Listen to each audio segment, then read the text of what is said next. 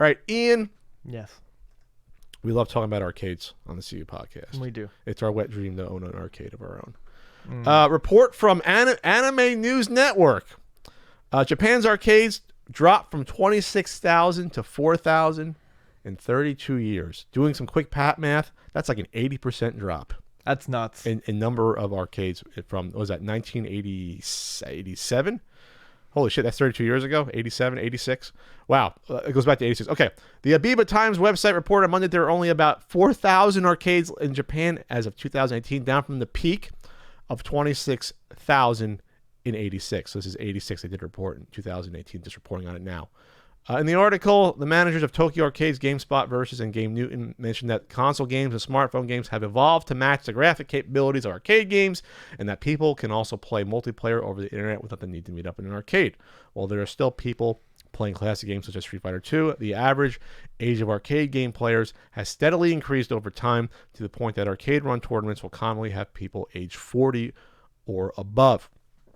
That brings out a great point, because we always talk about, yeah, it's natural that arcades have declined because, you know, game technology evolved. If you want to say by the PS2 era, Dreamcast for sure, you know, that the technology of consoles matched the arcade or outdid them by the late 90s.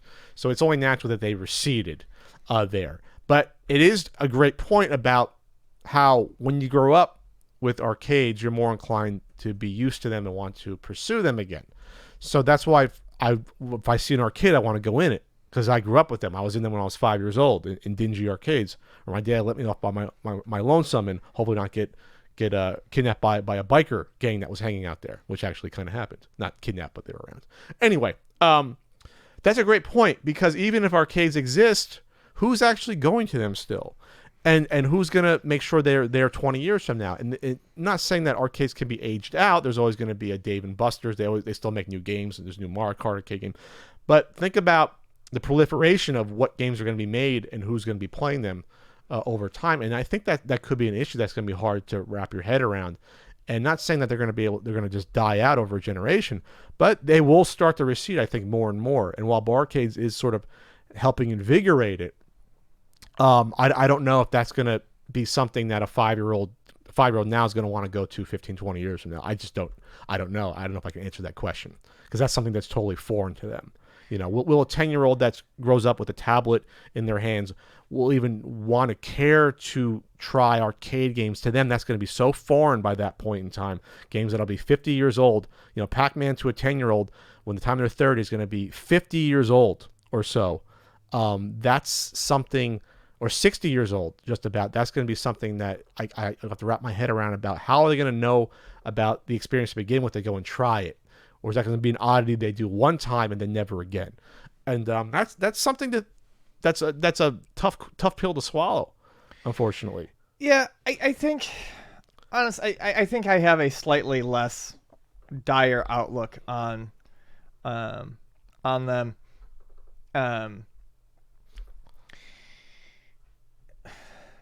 There's always a reason for people to go out and socialize. There's always, just because video games are better at home doesn't mean that they cannot be fun to go out and play.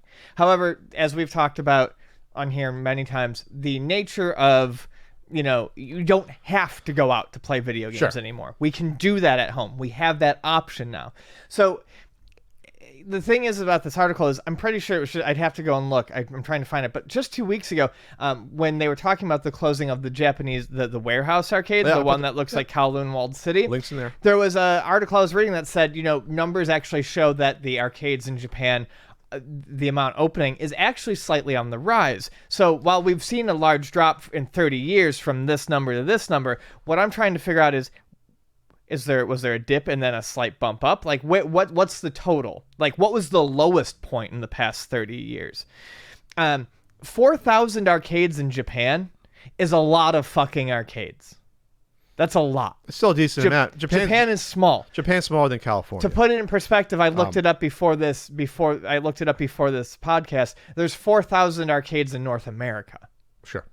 So it's not like Japan's hurting for arcades, but the era of that being how people play these games and how people go out and socialize is over. But there is still a need for arcades, as evidenced by the ones that open up and do well around here. Places like Quarter World in Portland. There is still a social aspect to this. Sure. So I don't think they're ever going to go away entirely. I don't think everyone's just suddenly going to go, oh, arcades are too dusty. I just don't think there needs to be that many. We're not in an era with overflowing coin boxes anymore. Well, it also speaks to the population. Are kids going out and hanging out in malls anymore on the weekend? You know, are they doing that, or are they just sitting at home texting? I mean, this isn't a old man yelling at clouds, but I don't know. You were forced to go out and socialize when you were a child. You didn't have a choice. Now, I think there's a market for arcades, but now it's a destination thing you do at night. It's not something you stumble into. I would love to see a study like this done in the U.S.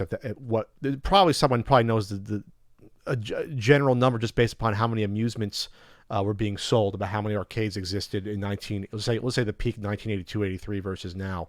You know, how many were out there.